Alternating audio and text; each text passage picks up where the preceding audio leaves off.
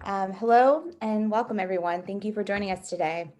In response to the coup that took place 102 days ago, the Institute for the Study of Human Rights at Columbia University began organizing a series of webinars focused on human rights and democracy in Myanmar.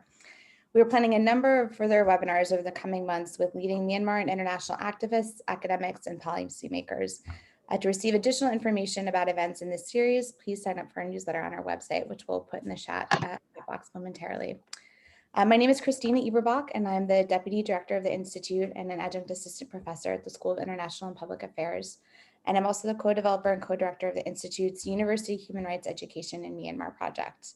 I'd like to welcome U Aung Myo Min, who was recently named Minister of Human Rights for the National Unity Government in Myanmar. He's a long-standing human rights advocate and was a student leader in Myanmar's 1988 revolution. He's also the founder of Equality Myanmar, a leading human rights organization in the country, and has been awarded 7 international awards for his work in human rights and LGBT rights. In 1993, he also participated in the Institute's Human Rights Advocates Program, and we've had the pleasure of collaborating with him and EQMM as part of the Institute's University Human Rights Education in Myanmar project, as well as SIPA's capstone program. I'd also like to introduce my colleague, Ben Fleming, who will be co-moderating this discussion. In addition to co-developing and co-leading our Human Rights Education in Myanmar initiative, he is an adjunct assistant professor of International and Public Affairs at Columbia and an adjunct professor of law at South Texas College of Law, Houston. Hey everybody, thanks Christina. Sayamyo, good to see you. Welcome everybody and Mingalaba. Great, for the sake of time, we're gonna launch right into questions. So the first question I have is, there's several parts to this, so I'll let you address which ones you feel comfortable addressing. But how did the formation of the ministry come about with the National Unity Government? Can you describe for us the relationship that you believe will exist with the National Unity Government and Aung San Suu Kyi and President Min if and when they are released? And finally, what is your envisioned role in this position? Thank you, Christine, and also Ben. Thank you for inviting me to speaking in this discussion today, this session today. I'm very honored to be speaking. This is the first time I'm engaging with the university. Columbia University is the first one, I would say, because I really, thank you.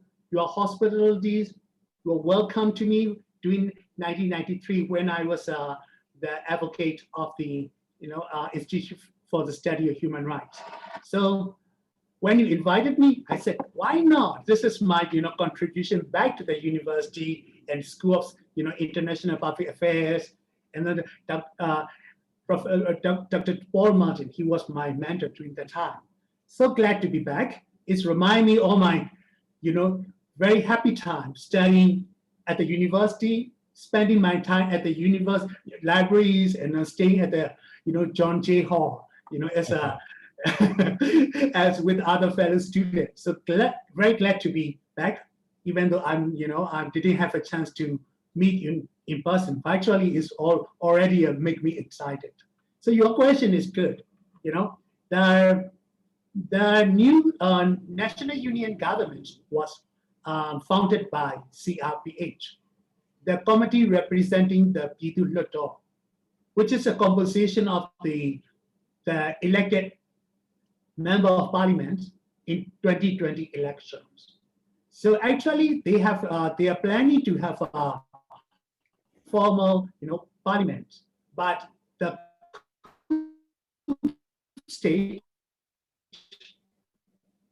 just the day before the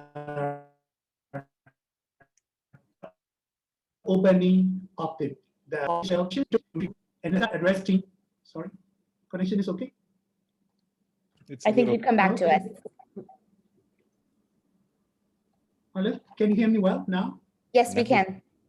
Okay, as I told you, forgive me and my apologies in advance for internet connections. So the military did not want to have a parliament because they don't want the parliament to set up the new government according to the procedures. So they took a stage in order to before it was the new government was founded. And the first thing they did is arresting Aung San Suu Kyi, president, and many other cabinet members. So they are stay behind the bars. They are under arrest, stay right now. But the CRPH brave enough to set up their own, the committees representing the Luto. And Luto is just for the legislation process. We need the executive body, to make it. So the CRPH decided to set up the interim government for the executive body of pillars. So they decided to set it up. But during the time, the state councillor and presidents are under arrest. So they didn't have any communication. But they think this is the right move to act as a legitimate government because that they are the legitimate member of parliament and they have a duty and responsibility to set up the legitimate government. That's why the National Union government was set up. Frankly saying that Aung San Suu Kyi was in the consultation of the formation of the government. But she heard about it through the other sources about the formation of MCG and NUG, and also she didn't say anything. So the new style of the NUG is a bit different from the old NLD-led government. The NLD-led government was recommended by many of the groups because it is only party-dominated government. And there's some ministers and deputy ministers are mainly from NLD supporters and president appointed. So first, inclusion is a big issue. People want to see that there should be more diverse and multiple ethnic, and representation in the new government. This is the lesson we learned from the previous time. So the CRPH decided to make it better, diverse national unity government. Diverse means, Myanmar is known as a very diverse country. Diversity of religion, diversity of ethnicity, diversity of social status. So learning from the previous, issues of one party dominated without any active participation from the ethnic parties. So the CRPH decided to set up the new government with someone from non-political, non-NLD parties, and someone from the ethnic backgrounds, supported by the ethnic people, and women and youth participation, because during this spring revolution, many Generation Z are at the forefront of the day. So the leader and young generation should be in the cabinet to represent and also to make a good youth policy. And also myself as an open, a gay person in the country, they said this is great. So I think this is very diverse, a multiple government. So I think this is the lesson we learned, and we try to not to repeat some kind of criticisms and kind of recommendations by the civil society. And Aung San Suu Kyi would accept it. I would say that because she always say, that respect the diversity is the basis of human rights. And then ethnic issue is very important, especially during the time, because the country is building a new federal democratic union. Without the ethnic representative, any diversity person in the government is meaningless. So this is much in line with their guidance, and also in line with statements she did before. So even though we did not have any direct communication and consultation, but it was I believe that she might be happy another place to see that how new government that she like to see with the different ethnicities are all involved, and also new generations are in there. So I think we do not have a kind of any big debate on that. But she maybe wanted to learn what is our future plan. What are our drafting constitution look like? Or what is our new government like? For example, Ministry of Human Rights is a new first, ministry in the history of Myanmar, and also some kind of, that federal affairs, ministry is new one. So I think she may be personally interested in what is our mission, vision, and what is our plan. So this is, I think, we need to explain and get her updated. But as a person who, we are on the same vision and mission, even we do not have a direct communication, it should not be a problem. But we will do our best. This government is as a kind of interim government, during this kind of revolution time. But we will make a better government when we can have more space or more consultation with other leaders. Thank you, Christina. Thank you. And you touched on this a little bit in terms of the importance of diversity and incorporating minority rights. But could you speak a little bit about what your mission and vision and what your priorities are in this new position? Okay. After I accepted this appointment, I'm thinking about what are my vision, mission, and strategies, because this is a new ministry and it is cross-cutting ministries. Everything is related to every single things of that. So the first priority is now you can see that the military is committing everyday violations across the country. Many people are killed.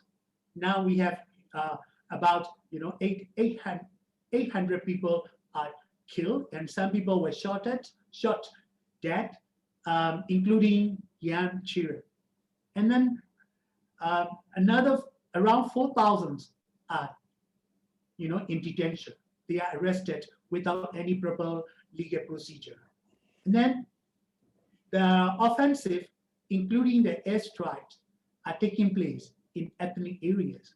That forced thousands of already civil war affected people into the IDP, new wave of IDP, in the territory. So these reports are taking every place. So my background of human rights documentation came to my mind, because this is very important to collect all these kind of human rights violations. I would say not only the human rights violations, actually they are committing crime against humanity. That is order, systematically order and command given by the military to all the military and police forces. And it taking place all over the country, not only in Yangon, not only in Mandalay, but every single places. So I think this is entitled to crime against humanity.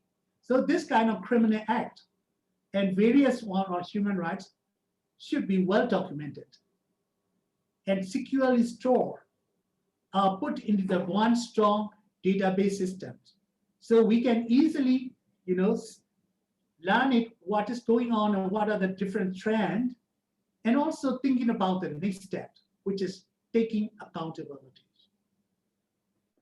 Because in our Myanmar, there's long history of culture of impunity. We have more than 5 decades of civil war. Many people were arrested and detained, but the perpetrators never be taken into justice. The culture of impunity is well established. So because of that, people, the survivors, feel that they have no protection and they feel hopeless.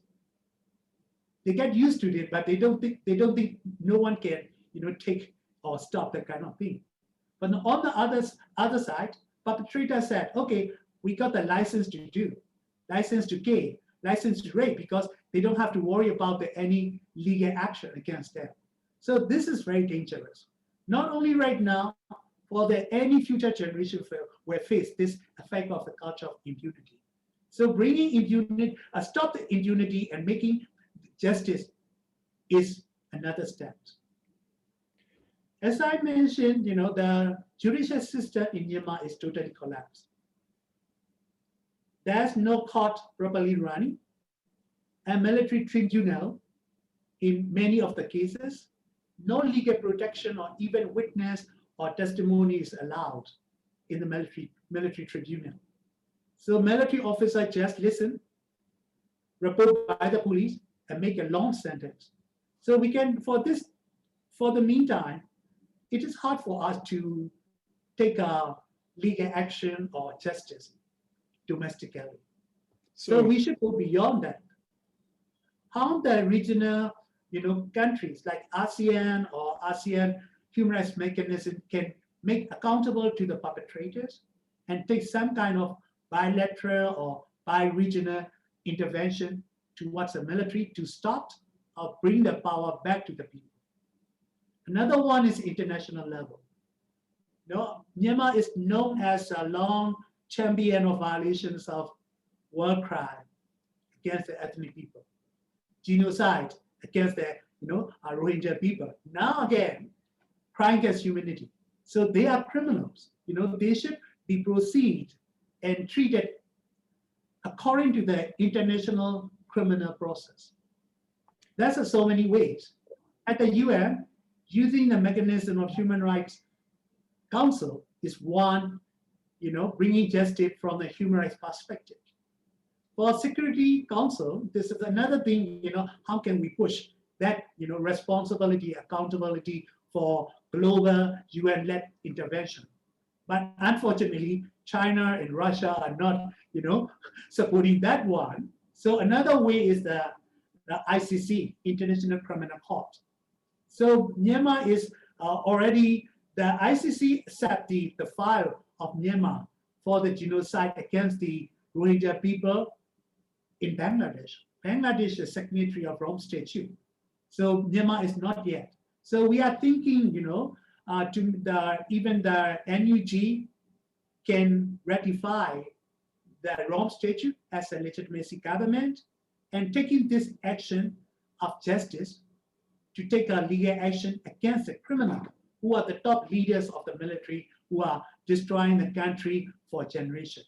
So these are the second thing. That it's very difficult and challenging. As I mentioned, human rights ministry, thus we are cross-cutting. Everything related to the human rights is our responsibility. For example, if we have for example, the Ministry of Interior were proposed citizenship law under their mandate. But this law is not only the law under the Ministry of Home Affairs, Interior. It also related to human rights because we have a long history of citizenship law, which is discriminatory, totally discriminatory against the minority people. People who are not born, but they live in Thailand, they live in Myanmar for a long time. So we have to see this law from the perspective of human rights. All the international human rights standards and considerations should be well reflected. So I have to work with them. And whenever we have another, if for example, humanitarian assistance ministry, they decided to deliver the humanitarian assistance along the border. This is their job. Yeah, of course. But my ministry have to make sure no one left behind.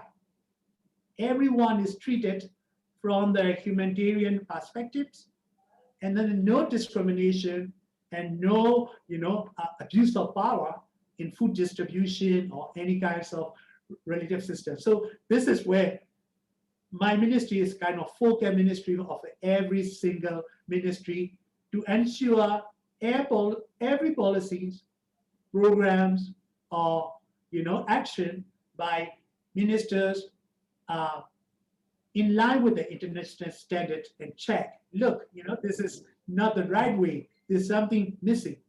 For example, gender, when women, Ministry of Women, now they are drafting violence against women.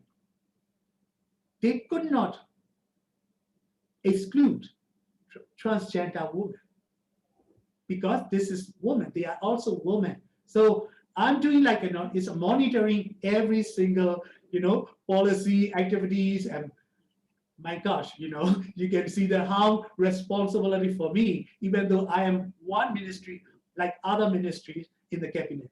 So these are the three areas I'm planning to do. And then as I came from there, my background is from the civil society. I duly respect the role of civil society, their commitment, their input, and their ideas to make better government. That's what I have done when I was outside of the government. We want the government to listen to the civil society, coordinate with the civil society. So every single work, every single activities, I have a series of consultation with the different civil society by sector, by ethnic, by gender, like a woman, disabled, and the other ethnic minorities. So every day I have a series of consultation to listen, and my duty is to make sure their suggestion and recommendation are reflected and implemented in the everyday policy of the government. It is a Easy. very big portfolio, Myo. I don't envy the number of meetings that you will have. If we can switch gears quickly, in 1988, you went to the jungle to train, but you realized that your talents were lied elsewhere. We know now that many young people are going to the jungles or taking up arms in their village. We know there was violence today in Minjan and in Chin State. The NUG has set up a People's Defense Force and is negotiating with the ethnic armed organizations in the hope that one day they can form a federal armed forces. What are your thoughts on the process of defeating the junta? How would you speak to Gen Z? Is armed conflict a foregone conclusion? Can it still be a peaceful process? Given the inequality of arms, what is it that you hope for people to do? Okay, you remind me my age and my time in 1988. I was Gen Z, but no longer Gen Z. Right now, we are Gen X now. But so I understand why the Gen Z decided to leave for the border like me and want to take some kind of military actions. There's a two ways, conventional military, army, and also the guerrilla, rural, strategy. So as a young people, they think, they are cracked down and killed on the street because they don't have weapons to defend. So idea came, the young people really want to fight back, but we need weapons. So this is the concept. So I understand how they feel it. And also I think the taking up arms is one of the strategies, but this is not the only solution to solve the problems. We have so many, strategies and action taken by different people every day by different, stage. For example, the Gen Zs are stay on the street every day. It's not that massive, peaceful demonstration like before, the hit and run demonstrations. They said, listen to the voice, look for the flag, and ready to drive. So this is what their themes. So that is stage showing the defiance, political defiance of the people, and the military got it message. You cannot run the country like this.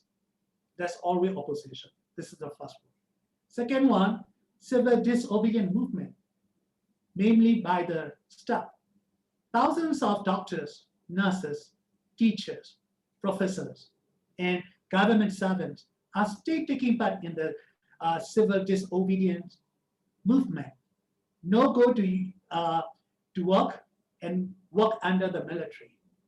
That's huge numbers still refuse to go, even though the military is desperately saying that everything is running well. We know that they cannot run the situation why the massive CDM movement is still strong.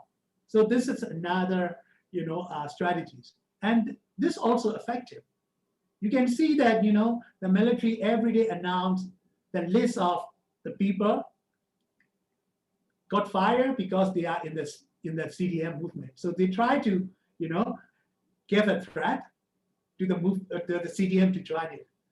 So this do the strategies and activity inside. At the same time, the NUG is trying to get the diplomacy strategies using all kinds of international cooperation, making the international legitimacy, so visibility of NUG as a legitimacy government. Can you hear me? Connection is okay. And also, looking for the kind of international or bilateral cooperation and supporting to the NUG movement is also another strategy. And also that's why we are calling for intervention. Both ASEAN, EU, or US government to take action for 3 cuts. Please cut the financial support, finance of the military. Don't do any economic benefit or investment that directly benefit to the military. Second cut their weapons. Like for example, a small arms embargo, and stop any kind of military training, or stop any military-related support to the government. Sorry, I don't want to say it's a military. So another cut is a cut impunity.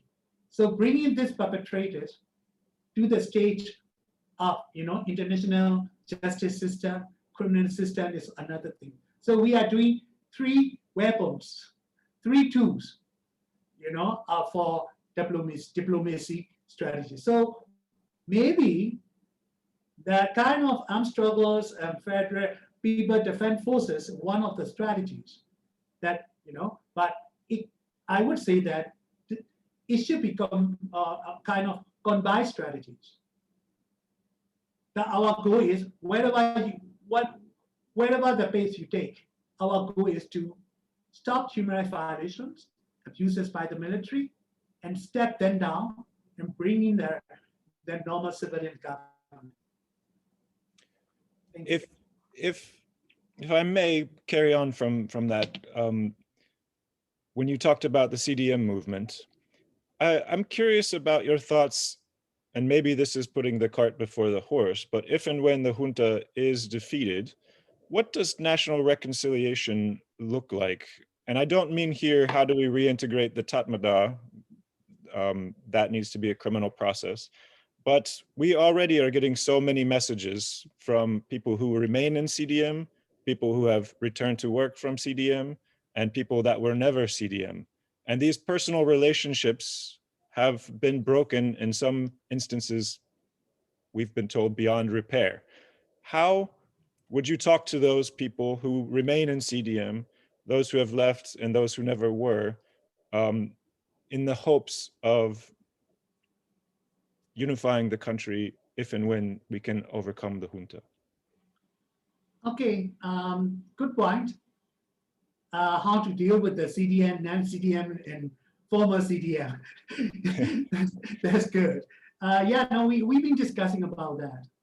For the current who are very committed to continue the CDM, the NUG is supporting at least some kind of CDM support through the international donations and through their overseas Burmese support. So we gave a kind of many amount for them. The money is not that much, but recognition and support, morally support their participation in the movement. But I would say that we cannot reach every single CDM because first, its communication is very difficult, and supporting CDM is kind of crime, by the military, and we sometimes we didn't know the personal, information of individuals. So, but at least we are providing small token of appreciation to the CDM movement. Second one, we understand it's been 100 days already. Some people having a hard time. And then being in the CDM movement, the whole family was kicked out from the government, quarters, and they lost job, and sometimes they have many children and elders to support. So decided to do. We understand that one as a, from a humanitarian perspective, humanitarian reason, and nobody are 100 committed, sacrifice a life, it's happened. So we understand that one, but as long as you don't do double agent, like you inform the other CDMs, or you make a report and you force the other ongoing CDM to return home. We are recording all this kind of activities, and there are some people who are motivators of harassing the CDM movement stuff. We make a list, and then the Ministry of Education, Ministry of Health, they make a list. They are no longer, they are expired, or maybe they're from the government job, from our NUG side. So this is a kind of thing. But we never encourage anyone to kill or to do abuse, because this is we need to keep the dignity of the people, even though they are not same ideas or same side on us. But this is the kind of thing. But for future, this issue, what we can promise is we can compensate to the CDM people who are still on strike to get their job back, kind of compensation. I would say reparation. So we can make sure that they are safety, they are their job back, and also some kind of recognition for the people. But for the people who are totally forefront of opposing CDM movement, we cannot forget. There should be some kind of action. I don't mean legal action, maybe social action or some action by the government. Thank you, Ben. Thank you. Thank you. We have a couple of questions that we've received in advance and also in the chat. Some relate to the role of the international community, and some more specifically with respect to the International Criminal Court. So I'll begin with the international community in the sense that the UN Security Council and ASEAN, as well as individual countries, have arguably taken very insufficient action in response to the situation in Myanmar. And so one of the questions is, how do you see the National Unity Government working with these mechanisms going forward? And there's also a question specifically about China and the role of China. And I know you've been working and calling on some sanctions of the adult children of the junta, but beyond sanctions, what do you see the international community doing? And then a second part question, and the role of the international community is, what do you see civil society being able to do, including individuals on this call who want to support the human rights and democracy movement? What would you like to see them do? Okay, the international front, at least we have a strong countries, supporting to us. They are at the champion of condemnation, call for the release or stop violence. So these are countries, our very friendly countries. And some countries, not that strong, but they support and call for the peaceful dialogue, things like that. So we have a different degrees of countries. And on the other side, China is always, protector of the military, long history of things, because there's a lot of, interest in Myanmar. And on the other hand, India is monitoring how the relation of China and Myanmar and what are the pros and cons, because they are regional giants and Myanmar is sandwiched between two countries. So that, they are thinking about the check and balance, things like that. So, and also ASEAN role is now a bit, outspoken before, because ASEAN never considered Myanmar issue is the regional issue. They always said that it's such an internal, but at least, there's a session, and also there's a kind of, talking about the Myanmar, and they make a 5, recommendations for the military to follow that up. But military did not followed it, that's a kind of failure. But, all this kind of different levels, as long as you're not supporting Myanmar government, Myanmar military, that is fine. This is the bottom line, right? But for the other strategies, we also should have a, stick and carrot. The carrot means that, bringing this is very unlikely, the junta will listen to you and say yes and, very politely follow, because how many countries and how many people call them to, stop violence, but to stay going on. But that's kind of, a carrot way to put finding a dialogue with the government, with our NUG, military, and all the, stakeholders come together, find a solution. This is like good ending, stories, we like to see at the end, So it's one strategy. But second strategy is more on the stick.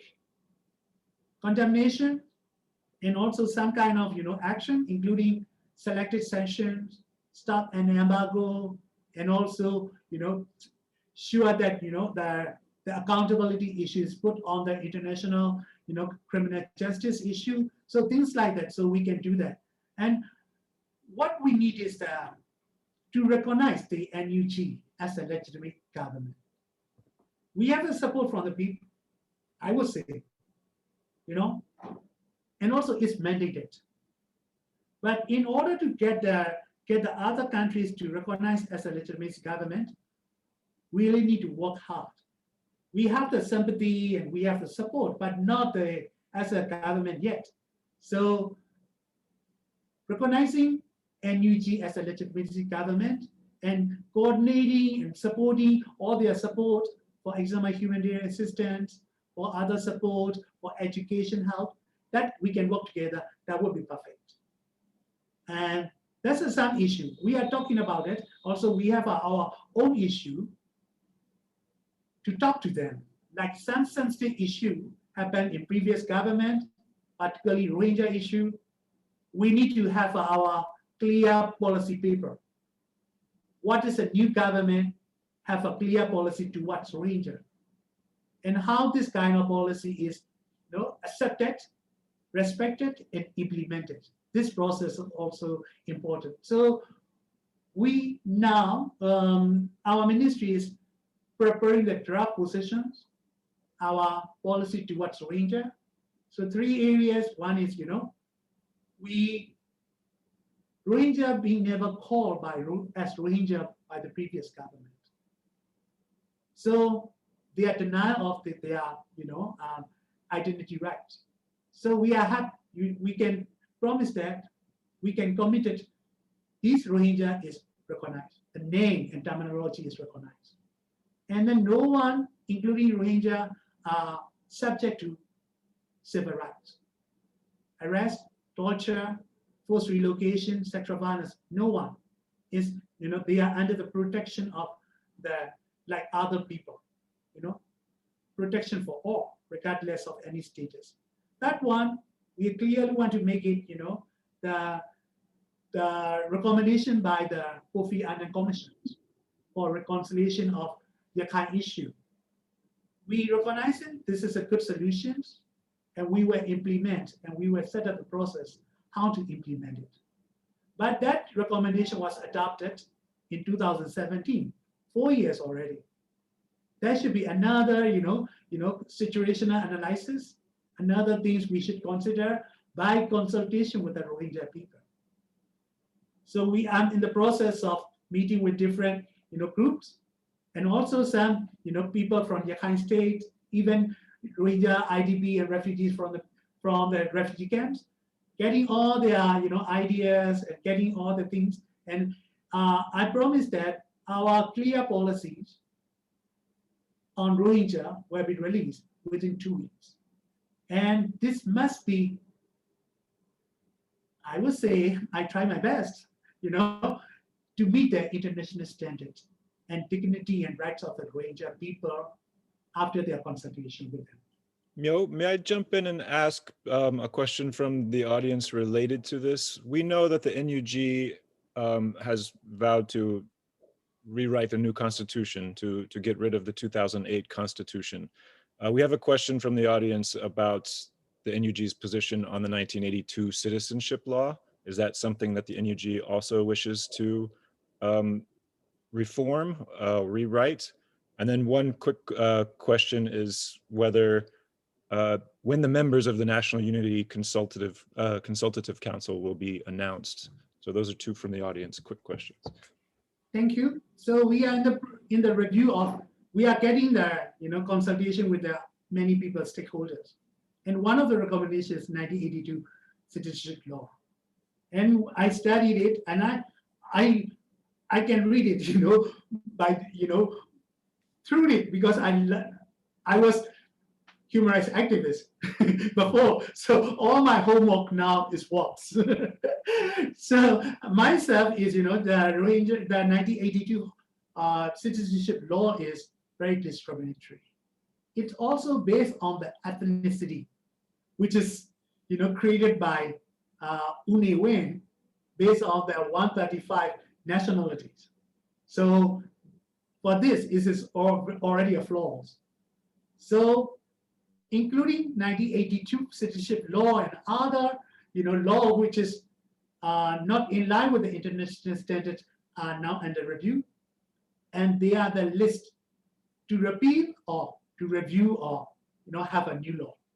So I can promise that as a Ministry of Human Rights, I try to post to repeal or amend 1982 Citizenship Law. For the CRP NUCC, the consultative council status, they already set up the the who's in the council, and some of them cannot make public because many people are staying inside the country. So due to the security reasons, we will make a list within 2 weeks. I will say that, because we are meeting, many meetings within this week, so we can announce it with the people who are okay to make public. Perfect. Thank you, Ben. Thank you. And another question that we received in advance relates to human rights as a meaningful terminology and a meaningful framework within the country. And so this person is asking, as minister, how would you communicate the idea of human rights to people to convey its relevance to their everyday concerns? How will you adopt the international terminology to more localized understandings? And then finally, how do you address the role of the state, given the problematic relationship, to say the least, that the state has had with human rights? And given the fact that within a human rights framework, the state is one of the primary duty bearers for respecting human rights, how do you, you go about approaching the role of the state of protecting and enforcing human rights? And in addition, what is the role of more local community practices in enforcement? Okay, the motto of my ministry is equality, peace, and justice. That are the basis principle of human rights. So equality means no one is subject for discrimination. We will keep committed for Article 1 and Article 2 of UDHR. Article 1 is equality, Article 2 is non-discrimination. So this is our principle. Whether you are, from 135 so-called, nationalities or not, no one is subject to get any kind of violence and abuse or violations from states and non-state actors. So this is our commitment. No one should be left behind. Like we have a marginalized group and fragile group, like this LGBT is one of them, and other minorities and person with disabilities. So these things are considered to have a special temporary mention, affirmative action. So their status would be, upgraded, like equal treatment in justice and peace. So this is my thing. And now I set up my first organization, Human Rights Education Institute of Burma. in year 2000. This year is 20 years anniversary. We plan to celebrate, myself for our 20-year service in human rights education. But unfortunately, it did not happen. First, because of COVID. Second, because of the coup. So two C's make it, very difficult for us. So, but at least we celebrate ourselves. But we have more than, about 20 years of human rights education materials. And then we have our TV channel that we weekly, use for weekly broadcasting services through the Democratic Voice of Burma.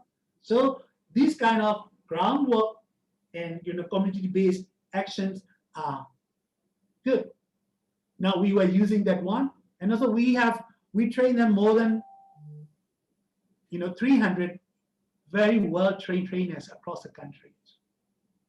No, my role was a director to manage them before I joined the cabinet. Now my role is to make sure that this kind of human rights education programs keep running with not lecture, but participatory learning based on the everyday situation of the country. So we have three, how can we say, 3H approach. One is HATS, to put the new input about the international standard of what is UDHR, what is CEDAW, and CRC and CRPD. Second one is heart level. So people can practice it, the true essence of non-discrimination, equality, respect, diversity. So people can feel it, and they can also think about what are the social norms and taboo that is not, in line with the everyday life. Now, calling someone Kala is very discriminatory. Calling someone a child is horribly discriminatory. No, and then if you're not strong, put the sarong. It's also this kind of things. We've been changing that one. That's why you can see that in spring revolutions, many women actively participate. LGBT flags, rainbow flags everywhere. This is the kind of significance, groundwork we did it. So we will keep that one.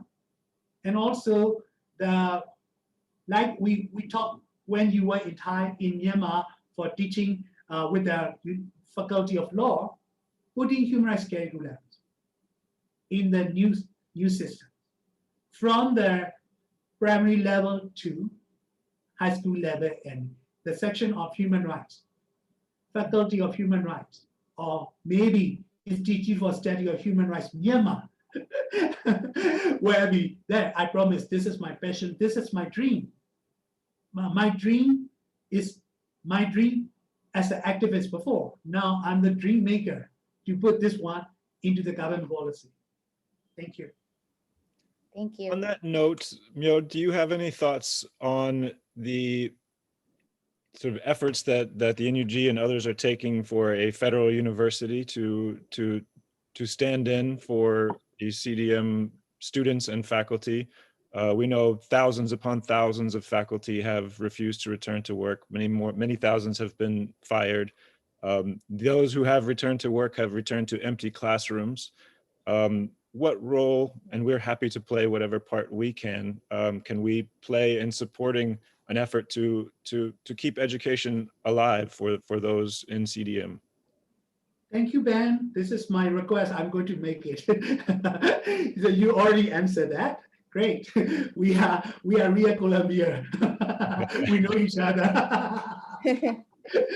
But thank you. Our Ministry of Education have that kind of alternative education and institution from the liberated areas. So when I recall my experience back in 1988, we are the students who just left from the classroom. We are eager to and hunger for education. So we didn't have any proper, institution that we can learn. We have just a small libraries where I just pick up the Declaration of Human Rights, UDHR, copy of that, and I start learning by myself. So I don't want to happen for the new generation like my situation. So our Ministry of Education plan to have a, alternative education even to the institute level, university level in some areas. Because you know that we have totally ethnic control areas along the border, from Kachin to, or the border along Thailand. So some of the areas, their education institution is being well established. They have their own university and own, teachers college and system. And some area is not a teachers college, but they have our own traditional, teachers, training that they can multiply all this, teaching in the other area. So copying that one of, ideas, our Ministry of Education set up the one university in one particular laboratory area. So my work, my years-long work of human rights curriculums, human rights teaching will be adapted in that university. And also, my association with the ethnic education program committees, we can also work together with separately. And my team is happy to contribute and distribute it. But this is from the Myanmar context. But I know that Columbia University have a teachers college, CBAR, have lots of good experience and good experts on that. So we were definitely, SOS youth, come and save not shape our society, save our society, and also that area where I think is accessible for other people, to come when COVID is calm down. COVID is another situation, but maybe, we can have an online distant education. We have lots of people on. We have lots of people on this call from a number of universities, so it is a call to arms for all of us to play our part in keeping education alive for the people. Yeah, welcome, and it's for human rights. I'm open to work with any organization. For other non-human rights education, I can convey that message and talk in the cabinet meetings, particularly Ministry of Education. Thank you. We only have a few more minutes left and we want to be respectful of your time. We know you're very busy. There were two questions about the ICC. I think you may be able to answer these rather briefly, but questions more generally that I think you talked a little bit about in terms of the hope to engage the ICC in pursuing accountability. And then there was a question of the jurisdiction in terms of especially the time. Are you hoping to pursue accountability not only for recent events, but for those in the past? And if you could just speak a little bit about the ICC in more detail.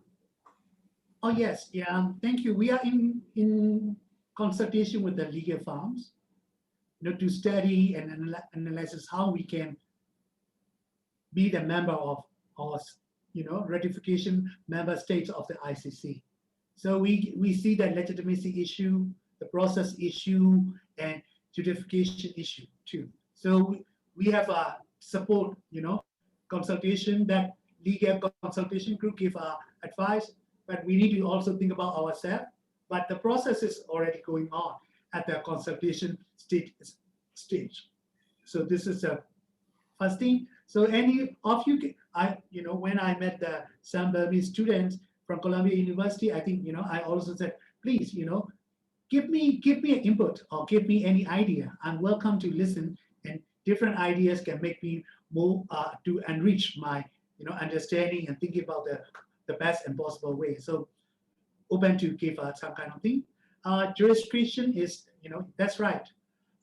We consider about it, because usually after only the criminal act after ratification is accountable.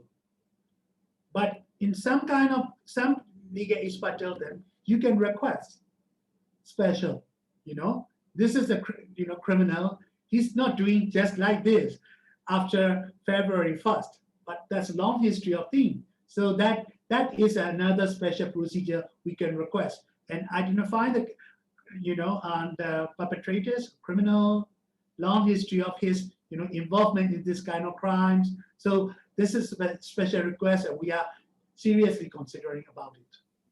And ICC also, accepted the case taking place inside Bangladesh against the Rohingya, because this is the Bangladesh is a member of the Rome Statute. Myanmar was not there, so according to that, they are already collected, and IIMM, independent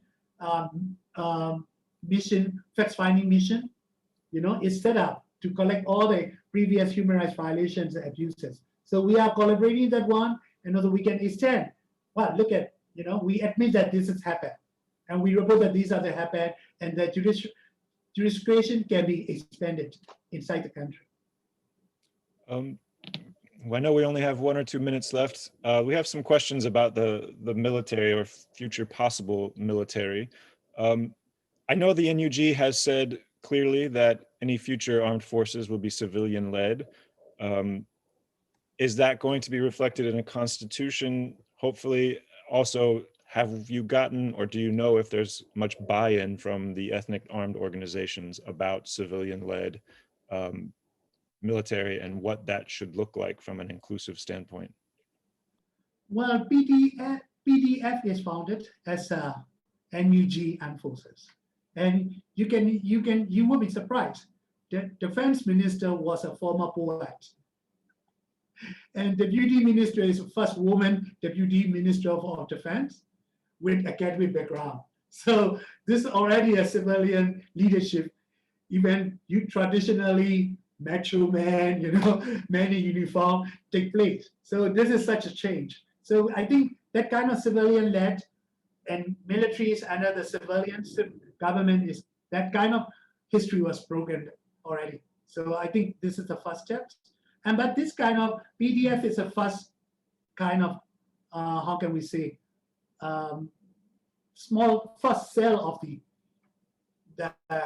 Federal Union, or Federal Army, that we are looking for that. So for this case, I'm working with the defense minister, at least to have the code of conduct for members of the PDF, because sometimes when you are in arm and you want revenge, it could happen anything. So, but that kind of PDF is defending the people, and also working for the people, not to threat or even do something bad to the people. So this military code of conduct, it will be finished very soon. That is dignity, respect the dignity, and rights of the people, and based on the international humanitarian law, and also the law of armed conflict. So this is one thing. So we are in the process of different ethnic groups. We don't want them to come and work under PDF, because they are more senior. They have their own thing. They sacrifice their life, for their struggles. But what we need is the cooperation and coordinating. So how can we put all the forces together, stronger command, military strategies, and understanding? This is my truth, don't touch me, or this is my power. So in order to, advise the kind of possible conflict of interest, conflict of power, we really need to, we are now in the process of individual ethnic armed groups. Some are okay, ready to, but some are not okay, because long history of untrust between Burma and ethnic people. So we are solving the problem in the Federal Union, and Federal Democratic Constitution is not only for the Burma, but also all the people of Burma or people of Myanmar. So we are different stage of consultation and making sure everyone is coordinating and complementing each other under the Federal Union. It's a long process, man. Because our country is a very complicated country with very much complicated issues. Well, we will continue to stand by you. Thank you. Thank you. I want to thank you very much for taking the time. We know you're incredibly busy, and we're really grateful for you sharing your insights with us. It would be our honor to host you again in the coming weeks or months when you have time. And Please let us know how we may continue to support you. And congratulations again on this new position. Thank you very much. Thank you. Somebody. Yeah, Columbia University is always in my mind. Thank you so much. Thank you.